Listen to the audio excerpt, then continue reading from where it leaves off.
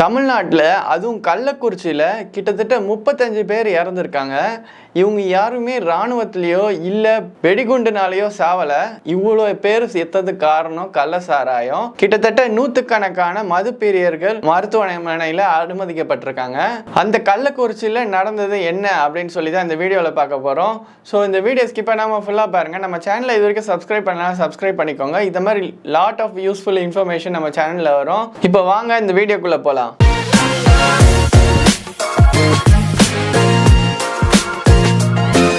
இந்த 35 பேர் இறந்தது எங்கே அப்படின்னு சொல்லி பார்த்தோன்னா சரியாக கள்ளக்குறிச்சியில் கருணாபுரம் அப்படின்ற ஒரு கிராமத்தில் நடந்திருக்கு.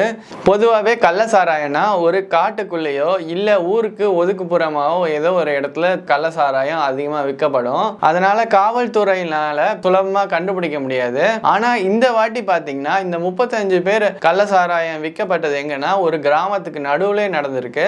அது மட்டும் இல்லாமல் இது பக்கத்துலேயே பள்ளிக்கூடமும் இருக்குது. ஒரு 200-300 மீட்டர்லேயே பள்ளிக்கூடம் இருக்குது அப்படின்னு சொல்லப்படுது. கடை வீதிகள் எல்லாமே நடந்து போகிற தூரத்தில் தான் இருக்குது அப்படின்னு சொல்கிறாங்க.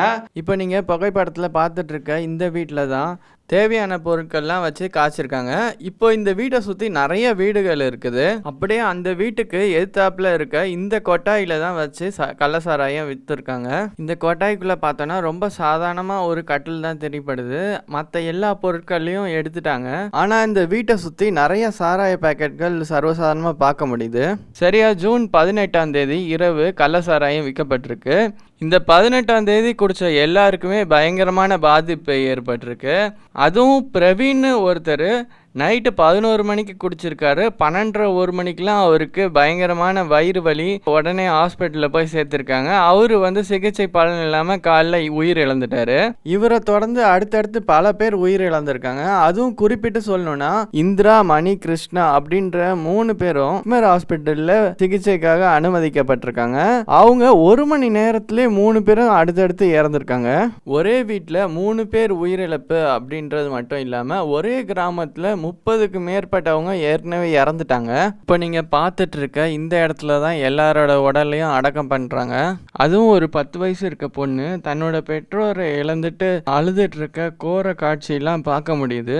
நாம இப்போ பேசிட்டு இருக்க இந்த நேரத்தில் ஒரு கிராமமே அங்கே அழுதுட்டு இருக்கு. இதே மாதிரி சரியா ஒரு வருஷத்துக்கு முன்னாடி விழுப்புரத்தில் ஏற்கனவே 10 பேர் கள்ளசாராயம் குடிச்சு இறந்தாங்க.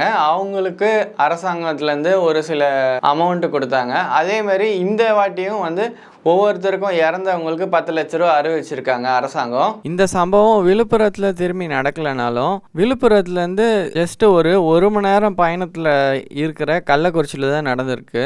இந்த மாதிரி பொறுப்பு இல்லாமல் கள்ளசாராயம் குடிக்கிறவங்களுக்கு அரசாங்கம் நம்ம கட்டுற வரி பணத்துலேருந்து காசை கொடுக்குறாங்க.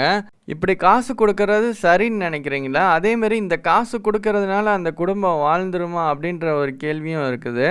இதை பற்றி நீங்கள் என்ன நினைக்கிறீங்கன்னு சொல்லி கமெண்ட் செக்ஷனில் கமெண்ட் பண்ணுங்கள். இப்படிப்பட்ட கள்ளசாராயத்தில் என்ன இருக்குன்னு சொல்லி பார்ப்போம். இந்த கள்ளசாராயத்தில் பல விஷயங்கள் சேர்க்கப்படுது. அதில் முக்கியமாக பாய்சனஸாக என்ன சேர்க்குறாங்கன்னு பார்த்தீங்கன்னா மெத்தனால்ன்ற ஒரு எலமெண்ட் சேர்க்குறாங்க. இது ரொம்பவே மைன்யூட்டாக சேர்க்க வேண்டியது. ஆனால் போதைக்காக இதை நிறையா சேர்க்கப்படுது அப்படின்னு சொல்லப்படுது. இந்த மெத்தனால் குடிக்கிறதுனால இமிடியேட்டாக பார்வை இழக்கிறதுக்கான வாய்ப்பு இருக்குது. தலைவலி, வாந்தி வர்றது, அதுக்கப்புறம் நிலையற்ற தன்மை வர்றது, இது எல்லாமே ஒரு அறிகுறியாக ஆரம்பித்து உயிரிழப்பு வரையும் போகுது. இதை சரி பண்ணுறதுக்கு எத்தனால்ன்ற ஒரு ஆல்கஹால், இதுவுமே ஒரு ஆல்கஹால் தான், இதுதான் ட்ரீட்மெண்ட்டாக கொடுக்கப்படுது. ஜிவி பிரகாஷ் தன்னோட அஃபிஷியல் பக்கத்தில் தமிழக அரசின் தடுமாற்றத்தால் நிகழ்ந்த பேரவலம் அப்படின்னு குறிப்பிட்டு தன்னோட ஆதங்கத்தை வெளிப்படுத்தியிருக்காரு. சமீபத்தில் ஒரு பைக் வீடியோஸ் போடுற யூடியூபரை வேகமாக அரெஸ்ட் பண்ணாங்க.